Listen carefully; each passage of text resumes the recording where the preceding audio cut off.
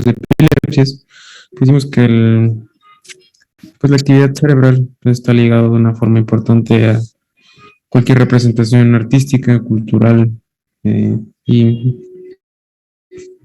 representativa de nuestra civilización. Como tal, la epilepsia, pues a través de la historia, pues se le ha adjudicado un estigma social, mágico, religioso, el cual pues ha sido pues mal ganado. No fue hasta que el neurólogo Charcot describió como tal pues ya de una forma más neurológica la epilepsia, ¿sí? Y le adjudicó ciertas bases científicas y neurológicas. Repasamos la anatomía del cerebro porque era importante saber pues la función de cada representación cortical, ¿no? Tanto de la cara lateral del encéfalo, de la cara mesial del encéfalo y de la cara basal, ¿sí? Ah, vimos que se creó la ILAE, la Liga en contra de la Epilepsia, en 1909 en la ciudad de Budapest y que actualmente pues en 2017 hicieron la última revisión de la clasificación de la epilepsia. No fue hasta que pues, este grupo de neurólogos y neurocientíficos lograron clasificar esta enfermedad y con base en estas clasificaciones es que hemos abordado los diferentes tipos de epilepsia. Algo muy importante que repasar y lo vemos nuevamente, pues son las definiciones, ¿sí? Crisis epiléptica, conjunto de signos y síntomas transitorios debido a una descarga neuronal anormal que es intensa y sincrónica, ¿sí? Entonces, vamos a ver el día de hoy los tipos de crisis y ahorita va a quedar un poquito más clara cuál es esta representación clínica de la descarga neuronal excesiva y sincrónica. Epilepsia, pues es esa predisposición a presentar crisis epilépticas y un síndrome epiléptico, pues es de que un conjunto de signos y síntomas cuya característica, aparte de la epilepsia, es que se presentan a cierta edad, con ciertas alteraciones electroencefalográficas, pueden tener o no cierta correspondencia genética o hereditaria y acompañada de alguna otra anomalía física. Y su pronóstico y tratamiento pues va ligado dependiendo de cada tipo de síndrome epiléptico, ¿sí? Creo que nos habíamos quedado hasta ahí. ¿Hasta ahorita alguna duda?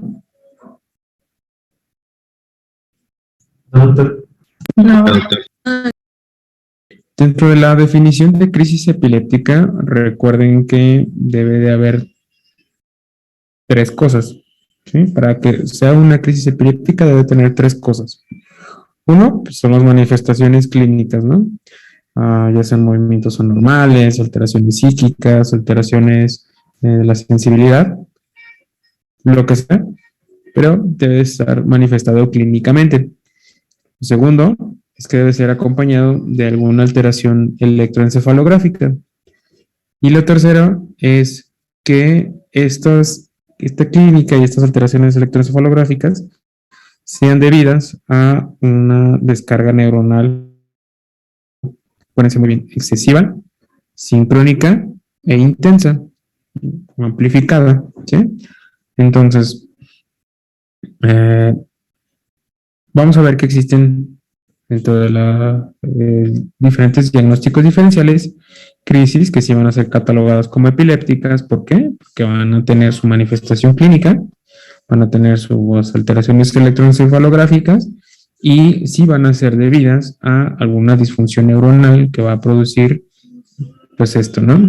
La disfunción neuronal, que es una descarga sincrónica, intensa y excesiva, va a generar una alteración en el electroencefalograma y la traducción clínica de esta alteración del electroencefalograma pues es la crisis epiléptica. Por ejemplo, si es en la corteza motora de la mano, si este grupo de neuronas está aquí, la traducción clínica pues es que habrá una ganancia de función. ¿Cuál es la ganancia de función? Si la corteza motora mueve la mano, pues que se va a mover la mano, ¿sí? Yo soy el que venga. Yo estoy aquí contigo, Me mató. ¿Perdón?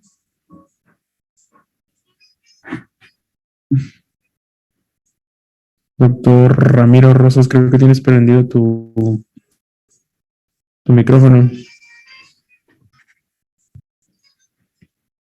Bueno, entonces comentábamos que si el grupo de neuronas está aquí en la corteza motora que mueve la mano, pues la ganancia de función va a ser el movimiento involuntario de la mano, ¿sí? Si el grupo de neuronas que está descargando de forma sincrónica y excesiva está en la corteza visual, pues lo que se va a generar es ganancia de función, ¿sí?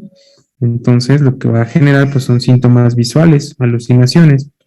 Si están por acá en donde está la zona motora del movimiento conjugado de los ojos, que estaría más o menos por aquí, lo que va a pasar es que se van a desviar los ojos hacia el lado contrario, ¿sí?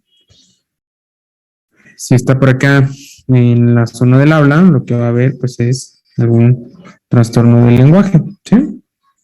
Bueno, como les comentaba, pues no todo, pues con crisis epilépticas. Se tienen que juntar estos tres condicionantes para que sea catalogado como una crisis epiléptica, ¿sí? ¿Qué pasa cuando hay una descarga neuronal que no es sincrónica ni intensa, que no tiene manifestación en el electroencefalograma, pero que sí llega a producir algún tipo de síntoma focal? Por ejemplo, la tipo de representación clínica pues más común son todos esos movimientos normales, que los veremos ya cuando veamos enfermedades extrapiramidales, según su temario, pues es la corea, el temblor, son las distonías, los tics, mioclonías o epilépticas, cuando hay movimiento. Por ejemplo, la enfermedad de Parkinson, pues hay una descarga neuronal que no es excesiva, pero que no está regulada por los núcleos de la base. Acuérdense que lo que vimos ayer, que los núcleos de la base lo que hacen es regular esa descarga neuronal para que los movimientos sean mucho más finos, ¿sí? Entonces, si no hay esa inhibición, lo que hay es ganancia de función traducida como una ganancia de función motora en este caso, pero esto no tiene una traducción electroencefalográfica. ¿Por qué? Porque no hay un grupo de neuronas que estén descargando de forma excesiva, sincrónica e intensa. ¿Dónde se llegan a producir este tipo de manifestaciones? Pues generalmente son subcorticales. ¿Qué es subcortical? Pues debajo de la corteza. Debajo de la corteza, ¿qué vimos que hay? Sustancia blanca y núcleos de la base, ¿no? Entonces, los núcleos de la base son el origen de este tipo de representaciones clínicas, o el tallo cerebral, ¿sí? Entonces, pues en la sustancia blanca no se puede generar porque ahí no hay neuronas, solo hay neuronas en la corteza, en los núcleos de la base y en el tallo cerebral. Bueno, si el problema está en los núcleos de la base, hay alteraciones del movimiento. Pero si está abajo, por ejemplo, en las neuronas sensitivas del trigémino, pues lo que va a generar es la neuralgia del trigémino. Es la explicación fisiopatológica de la neuralgia del trigémino, ¿sí?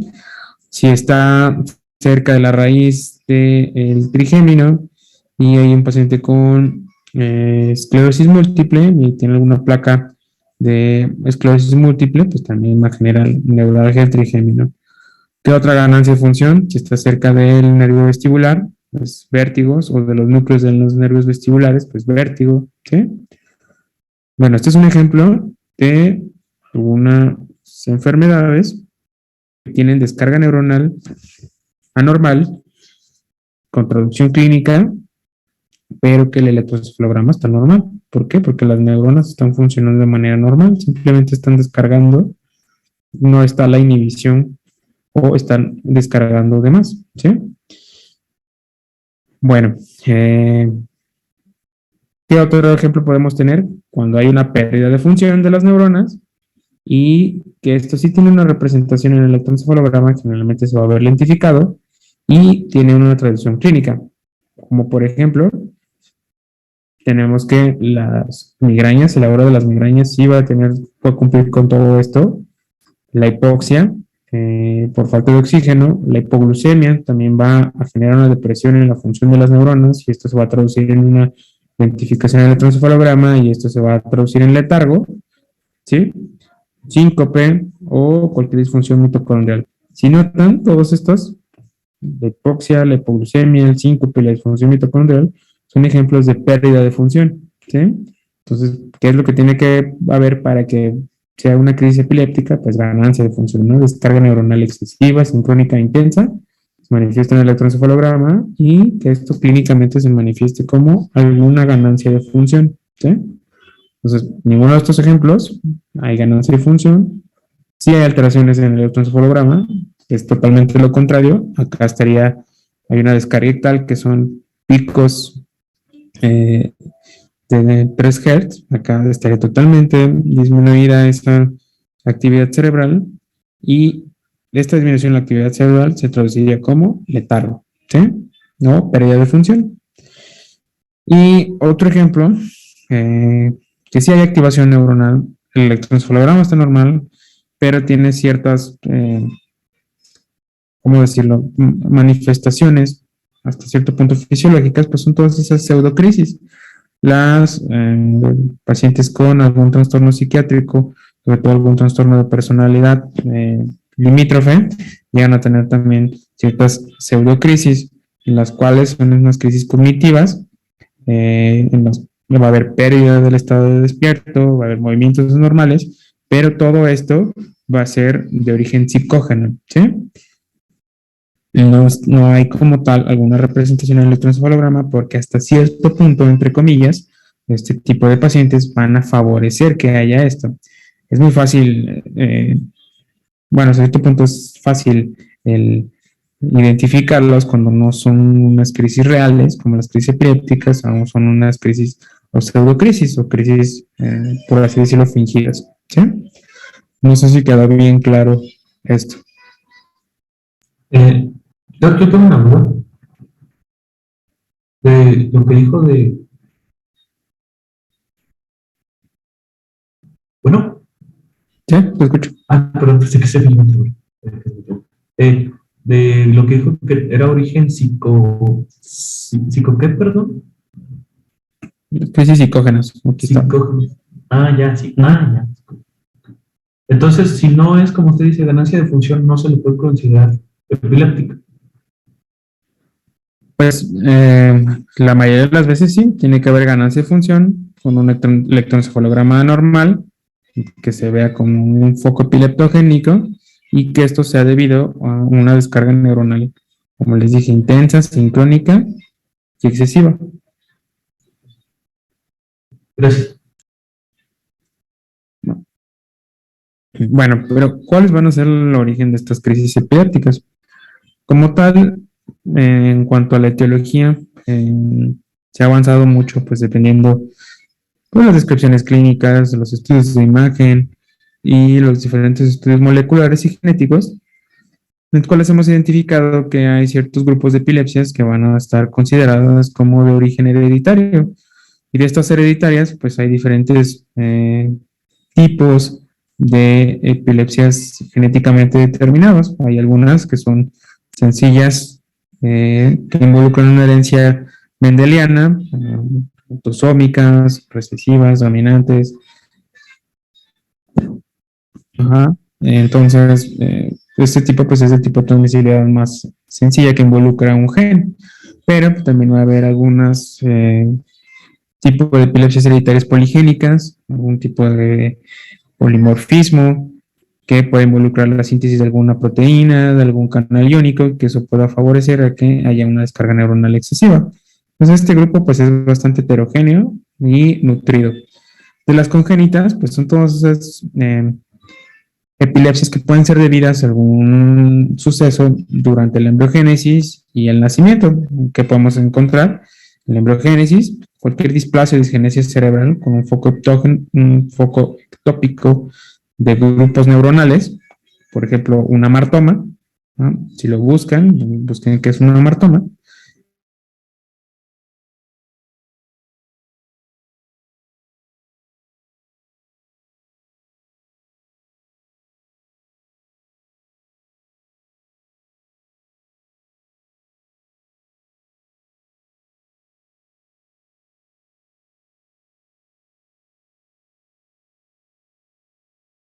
Por ejemplo, el oligodendroglioma, pues es el tumor tipo glial más epileptogénico que se conoce, las lesiones intrauterinas, por ejemplo, ginecólogo, lesiones ya ginecólogo, interno, quien sea, y que pueden derivar a alguna lesión cerebral, también pueden ser consideradas epilepsia congénita, malformaciones vasculares, como una malformación arteriovenosa, ya los síndromes neurocutáneos, los diferentes síndromes neurocutáneos que también se pueden acompañar de epilepsia, no es la manifestación clínica primordial, pero sí puede haber neurofibromatosis, o el síndrome de Sturge-Weber, esclerosis tuberosa, que la esclerosis tuberosa sí se acompaña como tal de un tipo de tumor cerebral y de epilepsia bien descrita. Cromosómicas,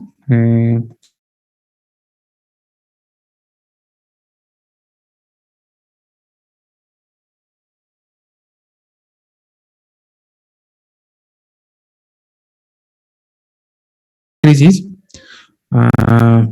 edema pulmonar, también llegan a presentar estos pacientes edema pulmonar agudo, alteraciones vegetativas con una bradicardia o asistolia y arritmias. ¿Sí?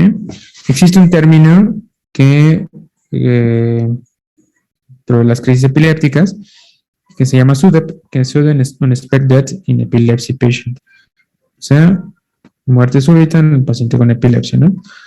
El riesgo general de los pacientes a presentar esto pues es del 10 al 15% cuando llegan a convulsionar. Entonces, 1 de cada 10 pues, llega a presentar SUDEP. Generalmente es por alteraciones vegetativas durante la crisis, una bradicardia, asistolia o una apnea.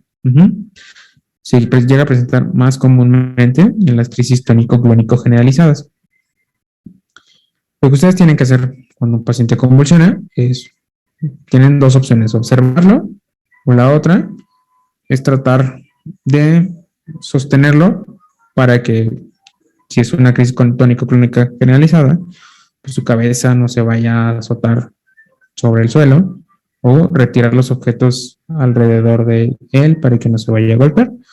En la vida, traten de meterle algo en la boca, traten de detenerlo, mucho menos le vayan a meter la mano o vayan a hacer lo que está haciendo este señor.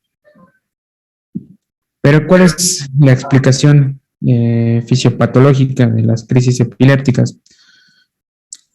Si recordamos la definición, pues tenemos que las neuronas, ¿dónde están las neuronas? Pues en la corteza, ¿no? Entonces, punto número 1 para que sea una crisis epiléptica, tiene que originarse en la corteza. Para que una manifestación electroencefalográfica, para que algo se manifieste en un electroencefalograma, pues lo que es lo que monitorea el electroencefalograma, ¿dónde colocan los chupones? Pues en la piel cabelluda, ¿no? Entonces esto es la traducción de la actividad de la corteza. Entonces, para que esto haya un electroencefalograma normal, el problema tiene que originarse en la corteza forzosamente, ¿sí? Pues las neuronas de la corteza van a actuar de una forma excesiva, van a enviar impulsos a través de su potencial de acción, van a enviar el impulso aumentado de forma sincrónica, o sea, todas las neuronas van a enviar el impulso de forma hipersincrónica, o sea, al mismo tiempo, se tiene que propagar y enviarse de una forma amplificada, o sea, funcionar de más, ¿sí? La explicación fisiopatológica de esto, pues es el PDS. ¿Qué es el PDS? Pues es ese potencial de despolarización, ese cambio de potencial de despolarización, ¿sí? Entonces, una neurona está funcionando normalmente, ¿no? Entonces, está enviando su potencial de acción normal, potencial de acción normal, potencial de acción normal. Y de la nada, un grupo de neuronas, por la causa que sea, un traumatismo encefálico, un tumor, un sangrado, hipernatremia, o la predisposición hereditaria, una canalopatía, una alteración mitocondrial hereditaria. De la nada, este grupo de neuronas va a descargar de forma sincrónica, todas van a funcionar, enviar un potencial de acción elevado o aumentado, que esa es la explicación del PDS, que es ese cambio en el potencial de acción, ¿sí? Y se va a propagar ese potencial de acción en este grupo neuronal, ¿sí? ¿A través de qué neurotransmisores excitatorios? Pues glutamato. Siempre que encuentren alguna actividad excitatoria en la corteza, pues piensen en glutamato, ¿sí? ¿Quién va a actuar como inhibidor? Pues GABA. Entonces, ¿Qué es lo que hay que considerar en cuanto a los neurotransmisores? Pues si glutamato es excitatorio, pues va a haber un aumento de la actividad de glutamato para que haya ganancia de función. Y de GABA, pues tiene que haber una pérdida de la inhibición, ¿no? Entonces GABA no va a actuar de forma normal. Entonces hay aumento de la función del glutamato y disminución de la función de GABA. Entonces la inhibición no se va a inhibir y va a haber ganancia de función. ¿Sí? ¿Cuál es la traducción clínica de esto? Pues las crisis epilépticas. A partir de ahorita vamos a hablar de únicamente crisis epilépticas, no de epilepsia. ¿Sí? Hasta ahorita, ¿alguna duda? No, no, doctor. No, doctor.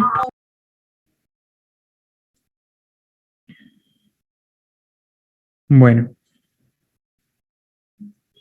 pues ya que tuvimos la causa, lo que sea, tumor, golpe, ya que vimos que el grupo de neuronas empezó a descargar de forma sincrónica, excesiva e intensa, ya que se generó el PDS, aumentó el glutamato, bajó el GABA.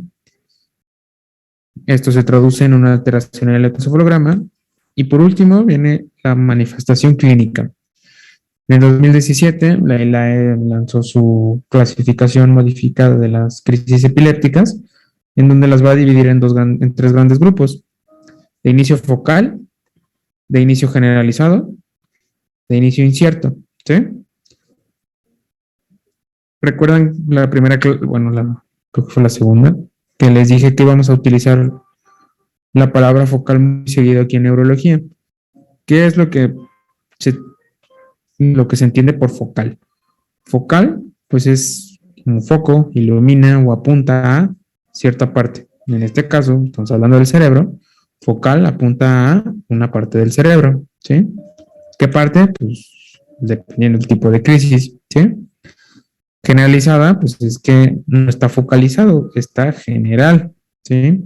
Entonces, focal es cuando una parte del cerebro, la que sea, está actuando de más, está teniendo esa descarga neuronal excesiva. Generalizada es cuando se traduce a que todo el cerebro está produciendo la crisis también, ¿sí? O sea, ya se inició aquí, se generalizó a toda la corteza. Por eso también existe el término que previamente se utilizaba como crisis focales secundariamente generalizadas. Una crisis que iniciaba con, no sé, crisis tónicas de la mano y de la nada, pum, se hacía generalizada y evolucionaba a tónico-clónico generalizado, ¿sí? Ahorita, pues ese término ya no está en uso. Lo que proponen ahorita en la ELA del 2017 es que le vamos a llamar focal a tónico-clónica bilateral, ¿sí? Es una cuestión ahí semántica nada más, pero es así como las vamos a llamar.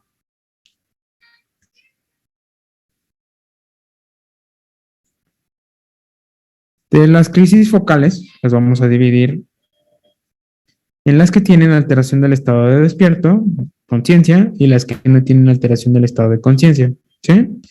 Entonces, una crisis focal con o sin alteración del estado de conciencia, de tipo motor o no motor, ¿sí?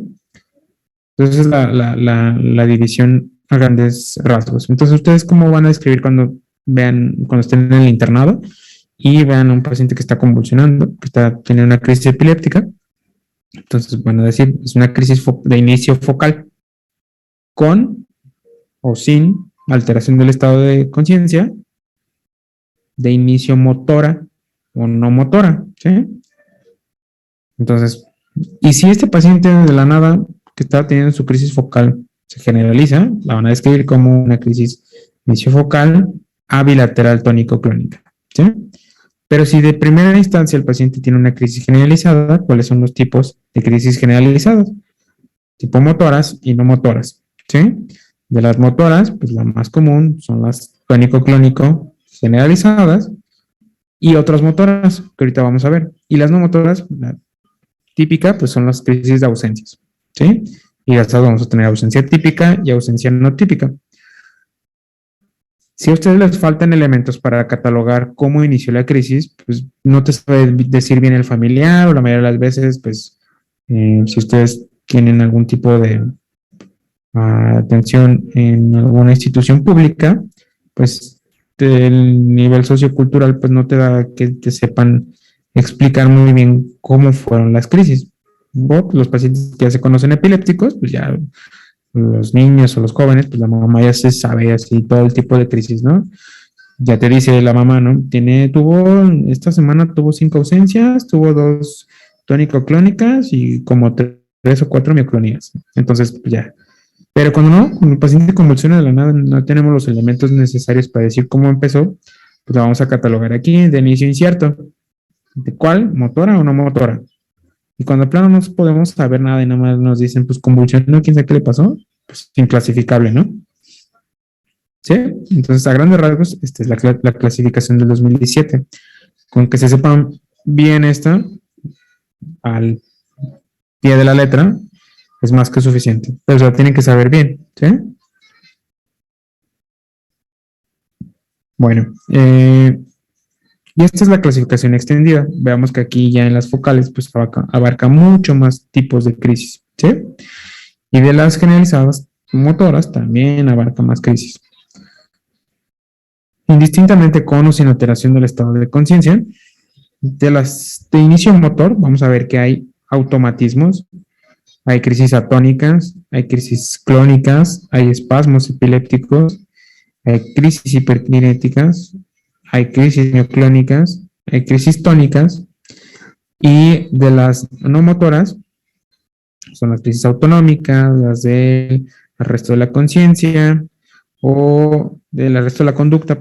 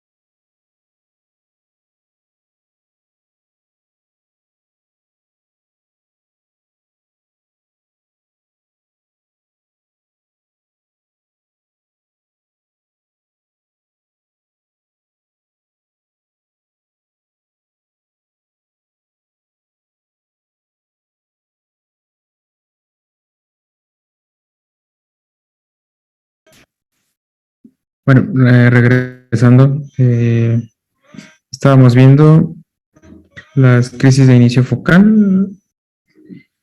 Como les comentaba, tienen que describir que si hay alteración o no de la conciencia, las motoras ya las vimos, automatismos, atónicas, clónicas, espasmos epilépticos, hiperkinéticas, mioclónicas, tónicas. Las no motoras, que son las autonómicas, con arresto de la conducta, cognitivas, emocionales, sensoriales, y de las generalizadas, pues la más representativa, pues son las tónico-clónicas, ¿no? También puede haber generalizadas clónicas, tónicas, mioclónicas, mioclónico-tónico-clónicas, mioclónico-atónicas, atónicas, espasmos epilépticos. Y de las no motoras, pues la típica pues es la ausencia, y la ausencia de tipo típica. La diferencia entre típica y atípica pues va a ser el electroencefalograma. Ajá. Y pues de las de inicio incierto, pues tenemos también motoras, no motoras, motoras, tónico-clónica y espasmos epilépticos, y no motoras, pues las del arresto de la conducta. ¿Sí? Ahorita vamos a ver videos para que se familiaricen un poco más con los tipos de crisis, para que más adelante podamos definir cada uno de estos. Cada uno tiene una definición, ¿sí? Pero vamos a ir poco a poco empapándonos en cuáles son de cada tipo, ¿sí? Ahorita no vamos a distinguir si son focales o generalizadas, nada más vamos a ver las más comunes. Esta, pues, es una crisis de tipo tónica. Generalmente cuando ustedes vean videos de crisis epilépticas, hay el video de la representación clínica y el electroencefalograma. A esto le llamamos video electroencefalograma, ¿sí? volviendo a la manifestación clínica, vean cómo en la crisis tónica, por su nombre lo dice, pues es tónica de tono, ¿no? Va a haber un aumento de tono en las extremidades. Entonces, puede ser en una, cuando es focal, o cuando es generalizada, pues la traducción clínica es que hay aumento de tono en las 4 extremidades, ¿sí? En aquel paciente como tiene cierta alteración del estado de conciencia, ¿por qué? Porque no responde. Generalizada, ¿por qué? Porque vemos que en el electroencefalograma tiene representación bihemisférica, o sea, en los dos hemisferios, y la traducción clínica primordial es ese aumento de tono sin otro tipo de movimiento anormal. Vean otra vez el video. Paciente con aumento de tono muscular, 4 extremidades, el electroencefalograma con actividad cerebral bilateral, pues podemos deducir que esta es una crisis tónica generalizada.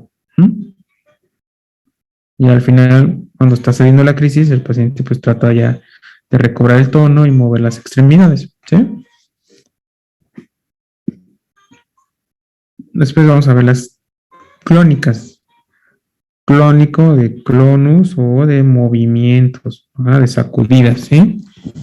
Vean cómo ese paciente en este tipo de crisis él va a caracterizarse por sacudidas, las cuales son un tanto cortas o breves, van a ser rápidas y si ustedes notan, el rango de movimiento pues es muy corto, ¿sí?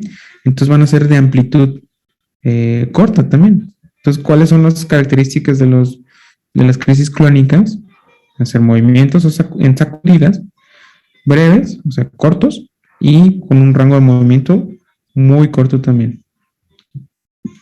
Entonces, tónico, aumento de tono muscular, clónico, por sacudidas breves y cortas, una amplitud corta, ¿sí? Y las mioclónicas, que las mioclónicas van a ser un tipo de sacudidas, pero van a ser sacudidas mucho más breves que las clónicas. Generalmente este tipo de sacudidas son de algunos milisegundos. Ahorita van a ver el video. Vean aquí cómo tiene esta contracción que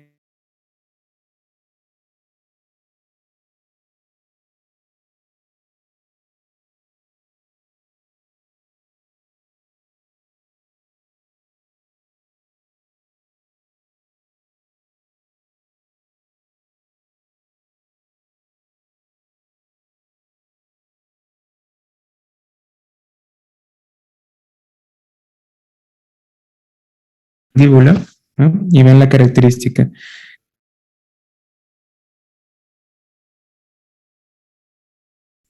Doctor, se le está trabando. Doctor, se está trabando. Doctor.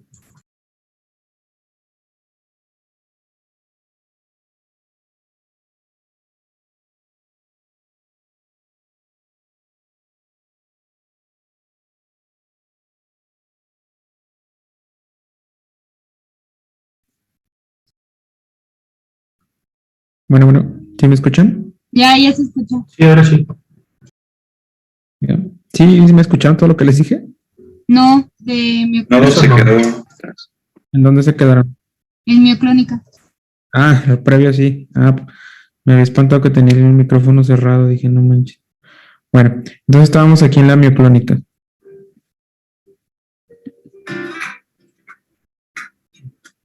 Bueno, entonces, las mioclónicas, a diferencia de las tónicas, como les había comentado, las sacudidas van a ser mucho más breves, generalmente con una duración de 10 a 50 milisegundos, y un sitio frecuente que se presenten, pues es aquí en la cara, sobre todo aquí en la mandíbula.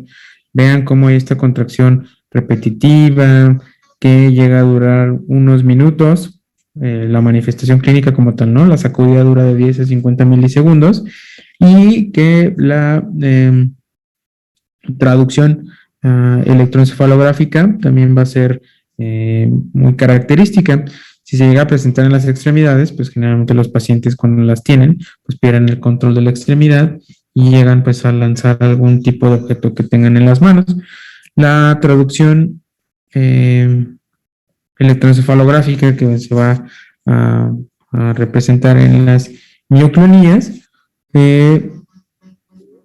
son las polipuntas. Ajá. Entonces, ¿qué se ve en el electroencefalograma de un paciente con mioclonías? Las polipuntas. ¿Por qué polipuntas?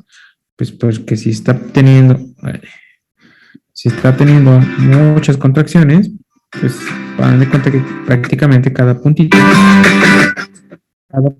va a ser una contracción, ¿sí? Sitio frecuente donde se presentan, pues en la cara, ¿sí? En la mandíbula, aquí en la mano, también llegan a presentarse. ¿Cuánto duran? 10 a 50 milisegundos, ¿sí? Sí, doctor.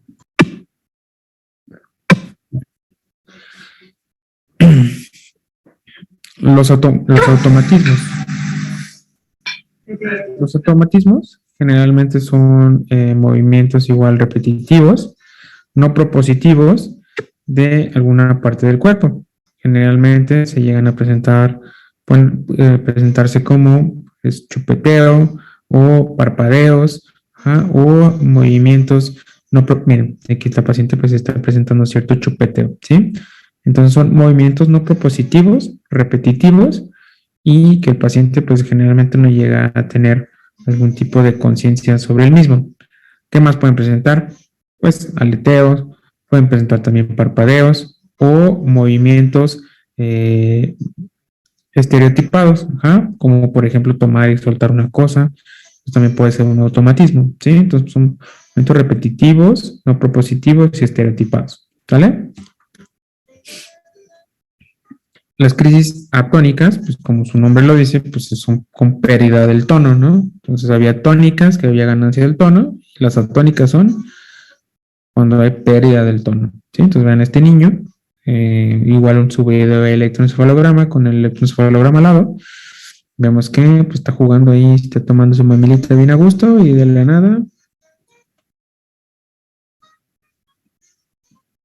nada, pues crisis, ¿sale? Entonces otra vez. Atónica, pérdida del tono. Está bien a gusto jugando. Ay, creo que ya pasó ahí la crisis. Aquí está.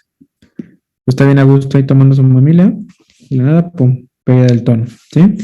Es frecuente que estos pacientes lleguen a presentar algún tipo de trauma, sobre todo traumatismo craneoencefálico, trauma de extremidades, porque pues como pérdida de tonos de todo el cuerpo, y dura pues unos milisegundos, segundos, y los pacientes pues se caen muy fácilmente, como este niño, ya ven, pum. Entonces, crisis atónica. Otro ejemplo de una crisis atónica con su videoelectroencefalograma, está bien contenta ahí la niñita, y pues ya lloró. Y por qué lloró, pues porque se cayó, ¿sí? Entonces está bien contenta jugando y crisis atónica, ¿sí?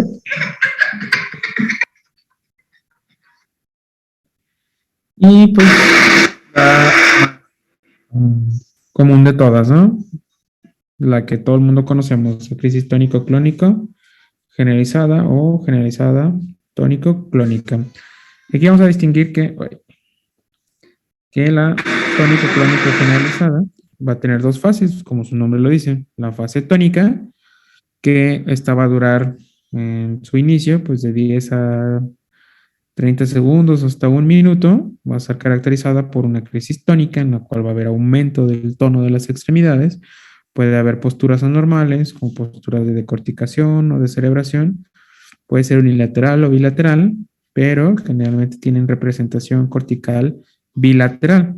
Y seguida de esta fase tónica, pues sigue la fase clónica, ¿no? La cual va a tener movimientos de sacudidas, los cuales van a ser breves, alternadas con aumento de tono. Entonces, sí, pues esta es la crisis tónico-clónico generalizada.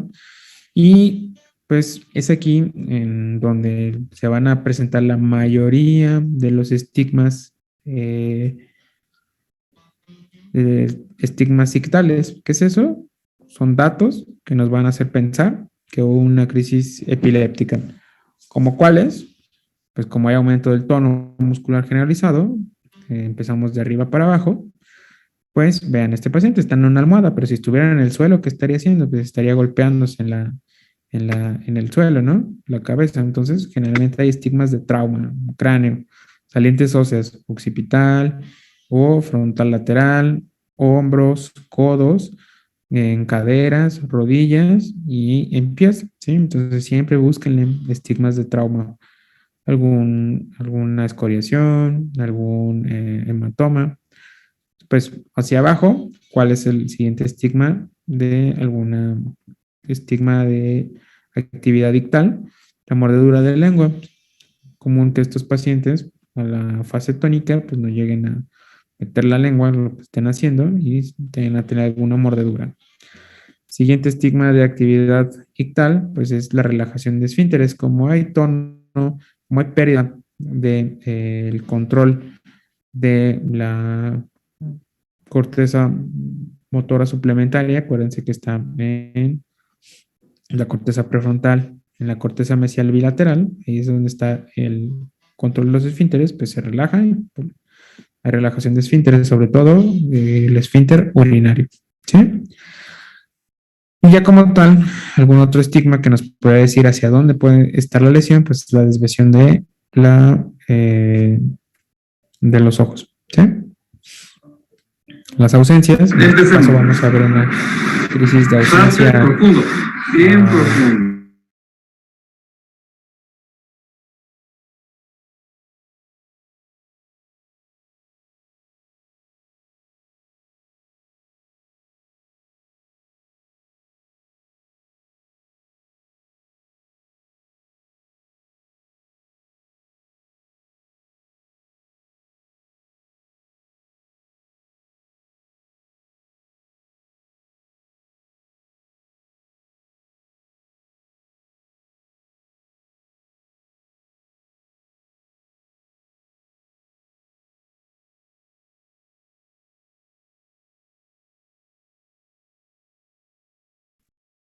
como que está fallando mucho esto. ¿Ya me escuchan? Sí, doctor. Sí, doctor, ahora sí ya. Sí, doctor, ya. Bueno, entonces les comentaba, ¿no? Empecemos. Le decimos al paciente que haga una actividad. Profundo, bien profundo. Decimos al paciente que haga alguna actividad. Al paciente le decimos, empieza a soplar. Les comentaba, vean cómo este niño tiene aquí un estigma de trauma. Probablemente también tiene crisis tónico-clónica. De la nada, pum. ¿Sí? ¿Qué es lo que pasó? Pues el paciente dejó de hacer lo que estaba haciendo. Si estuviera leyendo en voz alta, si estuviera pues cocinando. Hay una pérdida de la fijación de la mirada también. Su entrevistador, pues en teoría está aquí adelante, ¿no? Y vean cómo cuando presentó la crisis, perdió automáticamente la fijación de la mirada con el entrevistador, ¿sí? Miren, aquí lo está viendo. Empecemos. Y cuando tiene la crisis, uy, mira cómo, aquí está. Estaba soplando.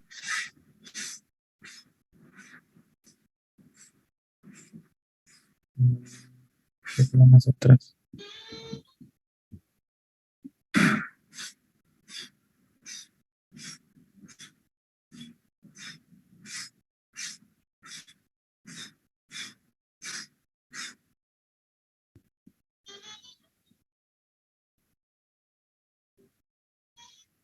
Aquí.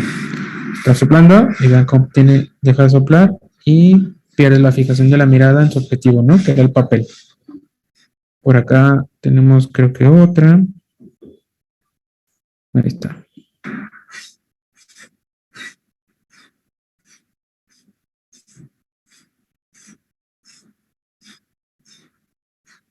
Ajá.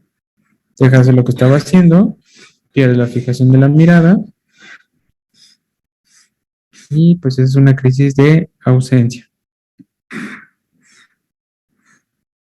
Otra. Ajá. ¿Qué les voy a comentar? Bueno, pues quedó muy claro, ¿no? Y aquí pues está otro evento, otro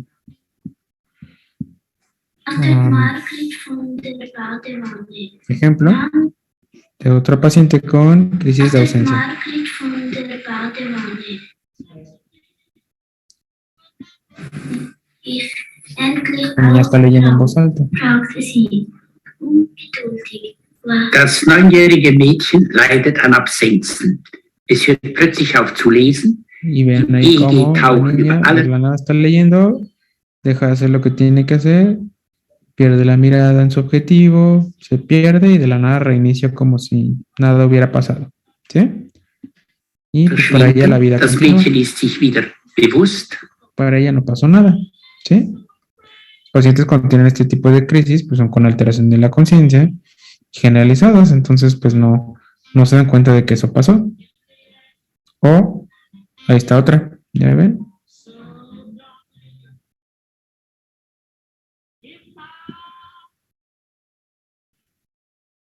Y de la nada se recupera. Generalmente pueden darse cuenta porque pues ahí como ya la gente lo está viendo o si estaban, pues no sé, tomando agua ya se les cayó el vaso y aprenden los pacientes a identificar cuando tienen una crisis.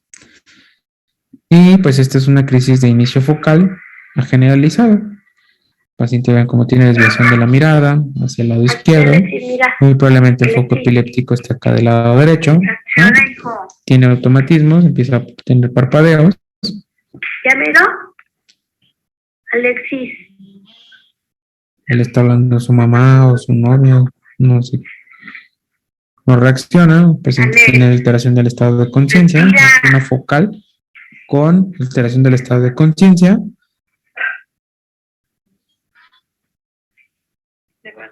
No vemos las extremidades, aquí está, ¿ya ven? Tónica. Ajá. Crisis tónica como de la extremidad superior del lado izquierdo, entonces como les comenté, muy probablemente el foco ictal esté por acá en la corteza motora del lado derecho. ¿Sí? Entonces siempre que ven desviación de la mirada, apunta hacia el lado contrario de donde está la lesión. ¿Sí?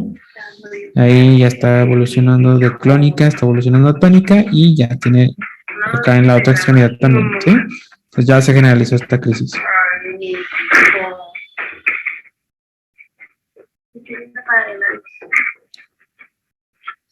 Y pues como les comentaba, generalmente las mamás, las tías, pues van adquiriendo cierta experiencia cuando tienen los pacientes alguna crisis, que hacen algunas veces esto, sostenerlo, que no se vaya a golpear, ponerlo de lado para que si hay broncoaspiración no se vaya a ocluir la vía aérea y pues con eso es más que suficiente.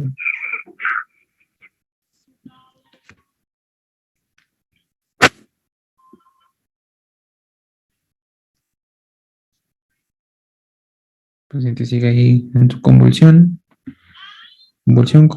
ya lo dejaron en el suelo, sigue ahí todavía con movimientos clónicos, generalmente duran alrededor de 2 o 3 minutos y posteriormente de una crisis tónico-clónico generalizada, pues hay un periodo que se le llama posictal, en el cual el paciente puede estar desorientado o con dificultad respiratoria, con cierto grado de hipoxia, producto de las apneas que se producen en la crisis epiléptica, ¿sí?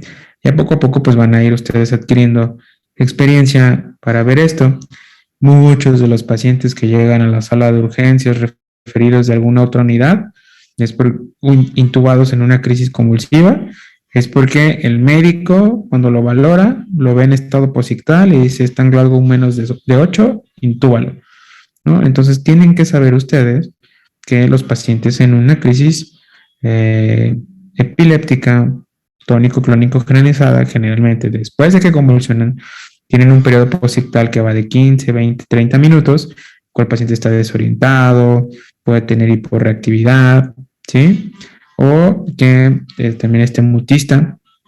Entonces esto es esperado después de una crisis, para que si alguna vez están en una sala de urgencias, si ustedes son los encargados, pues generalmente vigilen a estos pacientes y no los vayan a intubar de la nada, y pues ya cuando los vea el especialista, pues ya nada más diga, pues extúbenlo, pues convulsionó, no le pasó nada, ¿sí? Y bueno, de esto pues no les tengo video porque pues está difícil, ¿no? Inclusive pues se han descrito ciertas crisis de todo tipo sensoriales en la cual pues esta paciente pues bendita o maldita, dependiendo cómo lo quieran ver, pues sus crisis incluían pues cierto involucro de que esta paciente pues presenta orgasmos. Entonces pues cada vez que convulsiona, que tiene actividad epiléptica, llega a presentar un orgasmo, ¿sí? Entonces este es un tipo de crisis de tipo sensorial. Y pues yo creo que aquí nos quedamos porque ya no va a dar tiempo a revisar esto. ¿Hasta ahorita tienen alguna pregunta?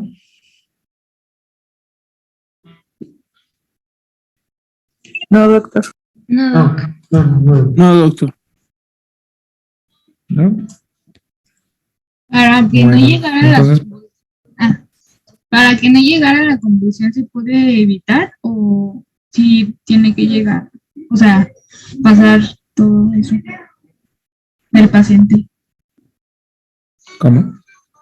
Ya ve que el paciente con inicio focal empezó pues con la desviación de la mirada y todo, y después se fue hasta convulsión. ¿Se puede evitar la convulsión? Pues si está en un hospital, tú puedes yugular estas crisis. ¿Cómo las puedes yugular? Pues con algún fármaco de inicio, pues,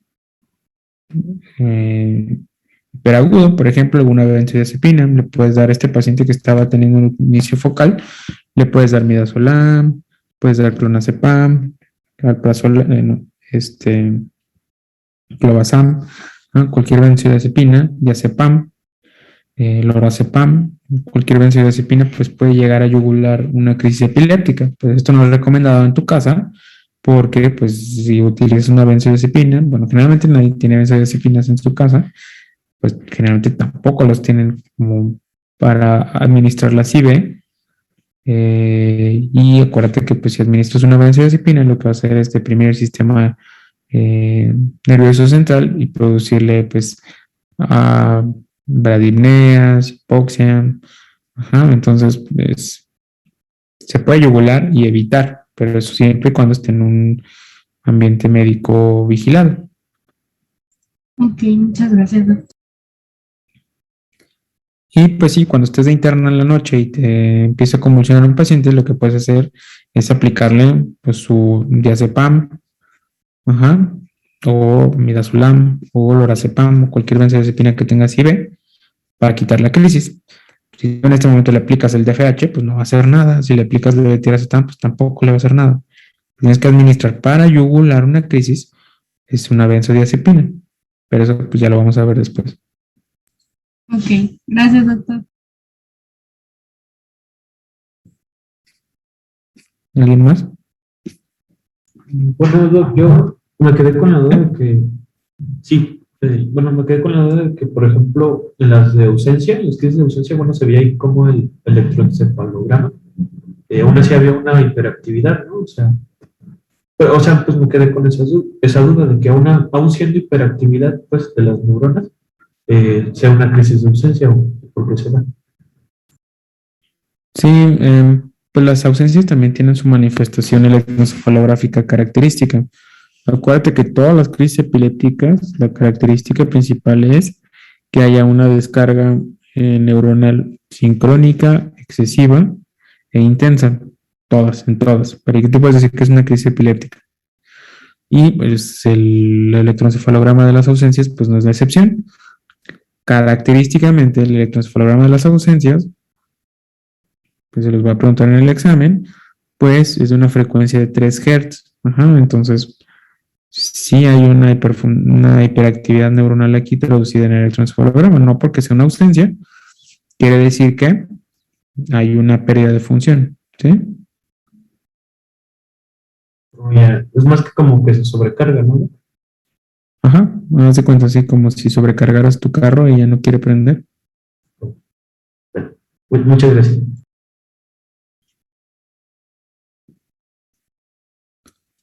Bueno, Martín, ¿hasta cuándo los voy a ver otra vez? El 6 de marzo volvemos. ¿6 de marzo? Sí. ¿Y cuánto se van? ¿2 semanas? Nos vamos 2 semanas a hospital y 1 semana a la escuela. Pero nos van a dividir en 3. A ver, eso ya no te entendí. Nos dividen en tres, al grupo lo dividen en tres. Una semana lo van a mandar a una parte, bueno, esta semana se va a dividir los tres, uno en la mañana, uno en la tarde y uno en la escuela.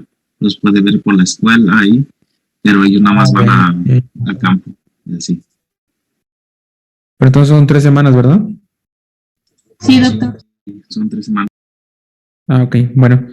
Entonces los veo hasta el martes 8 de marzo. Y el siguiente grupo, el D, también se va en marzo, ¿no? Sí, creo que sí. Bueno, entonces el 8 de marzo seguimos con epilepsia. Sí, doctor. Sí, bueno. Pues si cualquier cosa estoy a sus órdenes. Cualquier cosa tiene mi número, mi mail. O pues si no, Martín lo tiene, que se los pase. Cualquier cosa que les pueda ayudar ahorita que no nos veamos, con toda confianza. ¿Sale? Entonces los veo el 8 de marzo. Cuídense mucho. Gracias, Esto- doctor. Muchas gracias, doctor. Nos vemos. Gracias, doctor. Nos vemos. Gracias, doctor.